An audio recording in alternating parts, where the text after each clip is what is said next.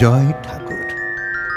তিনিই গুরু, যিনি অন্ধকার থেকে আলোয় আসার পথ দেখান। শ্রী রামকৃষ্ণ প্রেমবিহারের পূজ্যপাদ আচার্য শ্রীমৎ স্বামী সম্বুদ্ধানন্দের প্রবচন। বিবশ। প্রশান্ত বড্ড ভালো ছেলে, দেখতেও যেমন সুন্দর, ব্যবহারও তেমন মধুর। কখনো কারো সাথে কথা কাটাকাটি হতো না ওর। মত দিত, মতান্তর করত না। যেখানেই বহুমত সেখানেই ও হাসি হাসি মুখ নিয়ে চুপ করে থাকত। আজ মহারাজের কাছে এসে বলল, মহারাজ, আমার অবসর আর মাত্র 9 মাস বাকি। কিভাবে কাটাবো সময়টা তাই ভাবছি। সারাক্ষণ ঘরে থাকতে হবে, মতবিরোধ আমার ভালো লাগে না, অথচ সব সময় একেবারে গভীর জলে থাকতে হবে। মহারাজ বললেন, রামকৃষ্ণ মিশনে যখন পড়েছ তখন ভাসতে জানো তো, ভয় কি? ও বলল, ঠিক তা নয় মহারাজ, উপার্জন করে করে প্রতি মাসের মাসোহারা পেয়ে বদভ্যাস হয়ে গিয়েছে। টাকা পাবো না ভাবতেও একটু খারাপ যেমন লাগছে তেমন দুশ্চিন্তাও হচ্ছে। এরপর জরা ব্যাধি তো আছেই, সব ঠিক সামাল দিতে পারবো তো? মহারাজ বললেন, প্রশান্ত, জরা ব্যাধি তোমার চাকরি থাকতেও ছিল, আজও আছে, ভবিষ্যতেও থাকবে। ওটা নিয়ে তেমন গবেষণা না করাই ভালো। আর যা আছে তাতে সাজিয়ে গুছিয়ে হিসেবের মধ্যে থাকলে ভয় কি? তোমার সংসার তো আমি জানি, অমন লক্ষ্মী স্বরূপা মেয়ে তোমার, অত নম্র ভদ্র স্ত্রী, তোমার আবার কিসের চিন্তা? প্রশান্ত হাসল, মৃদু নম্রভাবেই বলল, কে বলতে পারে মহারাজ, কে কবে চলে যাবে, কার গতি কি হবে, মেয়েটারই বা কি হবে, এই আর কি।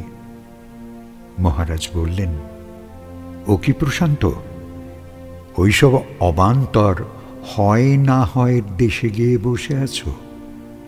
আর শৈশব কত আনন্দে কাটালে। শৈশবের 5টা বছর হয়তো জ্ঞানে অজ্ঞানে কেটে গেছে। তারপর থেকে সবই তো তোমার মনে আছে, কত খেলা, কত উৎসব, কত ভ্রমণ, কত রেজাল্ট, কত কত আনন্দে স্কুলের দিনগুলো, কলেজের স্বাধীনতা, কত কি। 55 বছরের ওই দিনগুলো, ওই আনন্দগুলো আগে ভাবো, আনন্দ করো, তারপর তো বর্তমান, ভবিষ্যৎ তো আরো পরে। ইতিহাস পড়নি? আগে তো জন্ম, বাল্য, তারপরে তো ক্রমে যৌবন, কর্ম, তারপর তো তার অন্তিম। শুধু শুধু যা ঘটেনি, ঘটতে পারে বা নাও পারে তাই নিয়ে কাটাবে। দেখো, যদি চালাকি হও তাহলে গেছে গেছে, যাবে তো দেখা যাবে, এই করেও চলতে পারো। কারণ ওগুলোতে তোমার আর কোনো অধিকারই নেই। ক্ষুদ্রাতি ক্ষুদ্র সময় হলো এই এখনটা, মানে বর্তমানটা। ওটাই তোমার সংশোধন, কারুকার্য বা একাগ্র হওয়ার জায়গা। যা করবার ওটাতেই করো, ব্যস্ত হও ওটা নিয়ে। কেন মিছিমিছি হয় না হয় দেশে আকাশ বাতাস নিয়ে ঘুরবে? শোনো, একটা গল্প বলি, সত্য ঘটনা, অতীত কিনা তাই এখন গল্প। এক মলিনা মেয়ে, তাই আবার বাবা নেই। ওরা 6 বোন, জ্যাঠা জেঠিরাই মানুষ করলেন সবাইকে। একজন বাদে সবাই গৌরবর্ণা। তাই মলিনা মেয়েটির বিবাহ দিতে নানান বেগ আসতে লাগল। কখনো পিতৃহীনা, তো কখনো গরিব, আবার সবচেয়ে আপত্তির গাত্রবর্ণ। মহা মুশকিল। সবার বিবাহ হলেও চতুর্থ ভগিনীর আর বিবাহ হচ্ছে না। 1900 সালের আগের ঘটনা। তখন মেয়েদের 6-7 মানে অনেক বেলা হয়ে গেল। যাই হোক, মেয়েটি অরক্ষণীয়া হয়ে দিন কাটাতে লাগল। সমাজ ব্যবস্থার দায় মাথায় নিয়ে বালিকা একা একা বড় অলক্ষণা হয়ে বাড়িতেই বন্দী থাকত। খুব সুশীলা, কর্মনিপুণা, আর ধৈর্যেরও তার তল পাওয়াও মুশকিল। রাগালে রাগে না, ব্যথাবোধ নেই, ক্লান্তি তো নেই। বড়রাও তাকে দেখলে সুখ্যাতি করতেন। কিন্তু বিবাহ করবে কে? এমন উদার পুরুষ কই? রূপের ভার বর্ণে বহে, এ বড় সত্য কথা।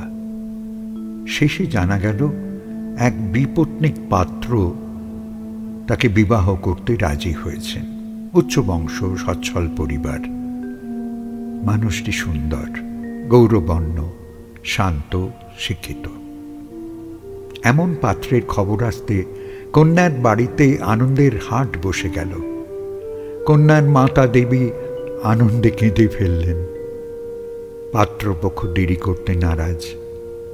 সামনের মাসেই বিবাহ। হাতে ডুলি বেঁধে বিয়ে হয়ে যাবে। গহনা বাসন যৌতুকের তো প্রশ্নই নেই। কিন্তু একটা গোল বাঁধল বয়স নিয়ে। দোষবর দোষ নেই, কিন্তু তা বলে 54 বছর। জ্যাঠামশাই বললেন, সব ভালো, কিন্তু আমি নিজে হাতে এমন প্রতিমা বিসর্জন দেব কেমন করে? কন্যার মা ভাসুরের পায়ে ধরে অনুমতি করিয়েছিলেন। তিনি বললেন, বিধবা হলে হবে, তবু অরক্ষণীয়া, অলক্ষণে এ আর শুনতে পারি না যে। মেয়েটা ঘাটে মাঠে কোথাও নড়তে পারে না। সূর্য অস্ত গেলে দাওয়ায় বের হয়। বলুন তো, এমন করে কতদিন চলে? বিয়ে হোক, কথা বন্ধ হোক। ওই একরকম করে বিয়েটা হয়ে গেল। বুড়ো মেয়ের বিয়ে, তাতে সেকেলে সংস্কার। সবাই একরকম মুখ ঘুরিয়েই রাখল। যা হোক, প্রতিভার কপালে সিঁদুর উঠল। তারপর চলল সংসার ধর্ম। জামাই বাবা জীবন ছাত্র পড়াতেন। নতুন ছাত্রীটিও মন্দ নয়। বছর 6 মধ্যে 8ম শ্রেণী পার করলেন প্রতিভা। ব্যবহারে, গুণে, বিদ্যায়, মাতৃত্বে সংসার ভরে দিলেন। বৃদ্ধ স্বামীও আনন্দে বিহ্বল। স্বল্পভাষী শঙ্কর আনন্দে কাজকর্ম ও ছাত্র পড়ানোয় আত্মনিয়োগ করলেন। বেশ কোটাকতক সন্তানও এলো সংসারে। সবার গণনা মিথ্যে হল। প্রতিভা 43 বছর চুটিয়ে সংসার করলেন। তারপর বৃদ্ধ মাস্টার মশাই দেহ রক্ষা করলেন।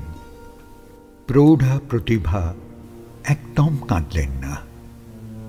গলায় আঁচল জড়িয়ে স্বামীর শেষ কর্মগুলো করলেন সন্তানদের সাথে নিয়ে। অনেকেই তার এই দুর্বোধ্য স্তব্ধতা দেখে অনুনয় বিনয় করে বলতে লাগলেন, ওরে ওরে কাঁদ রে কাঁদ, আর কখনো পাবি না রে, বলি পাগল হয়ে গেলি নাকি রে? এমন নানান কথা চলল। কেউ বেশি কিছু বলতে এলে প্রতিভা বলতো, ওগো শোনো ঠাকুরন দিদি, বেলা তো আমারও হলো। ভগবান যে আমায় 40টা বছর সংসার করালেন, আগে সেই সুখ মাপি, তারপর নয় কাঁদবক্ষণ। এতগুলো সন্তান, এত আত্মীয়, যা হোক দুমুঠোর ব্যবস্থাও তো রেখে গেছেন, কাঁদবো কেন বলো দেখি?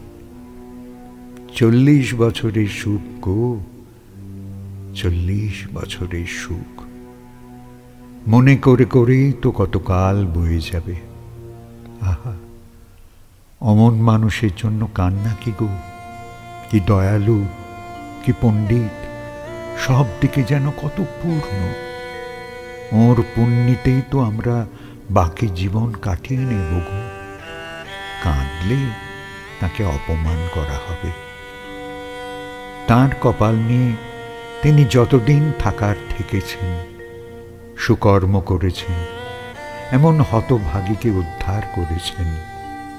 না না না, আমি বাবু কাঁদতে পারবো না, শুধু তাঁর গুণ গেয়ে বেড়াবো।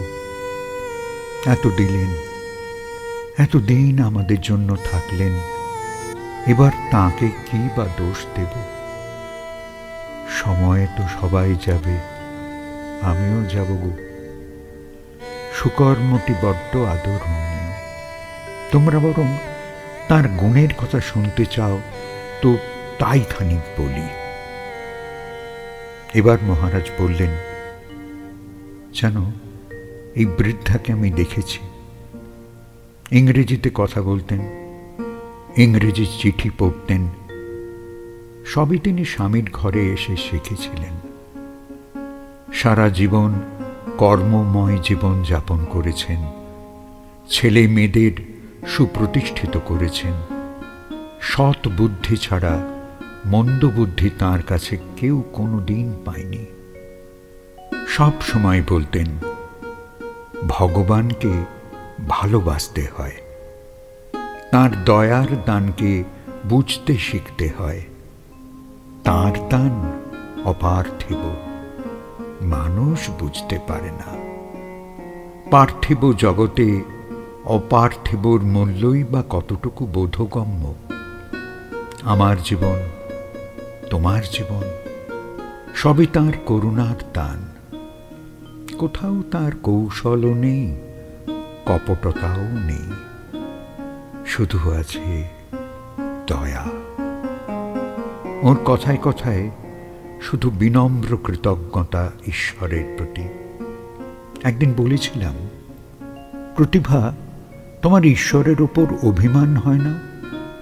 চমকে উঠেছিল শুনে, বলেছিল, ও মা, কেন? এ পাতকি কত নরক ভ্রমণ করতে চায় গো। হায় হায়, তাঁর উপর অভিমান? না না বাবা, আশীর্বাদ করো যেন এমন কুমতি কখনো না হয়। মহারাজ প্রশান্তর দিকে তাকালেন। প্রশান্তর বড় বড় চোখগুলো আরো বড় হয়ে গেছে, মুখে অনাবিল আনন্দ। মহারাজ জিজ্ঞাসা করলেন, কি বুঝলে প্রশান্ত? প্রশান্ত বলল, আমার তবে কি কম আছে মহারাজ, যে আমি এমন নানান ভবিষ্যৎ চিন্তায় মাথা কাটাচ্ছি?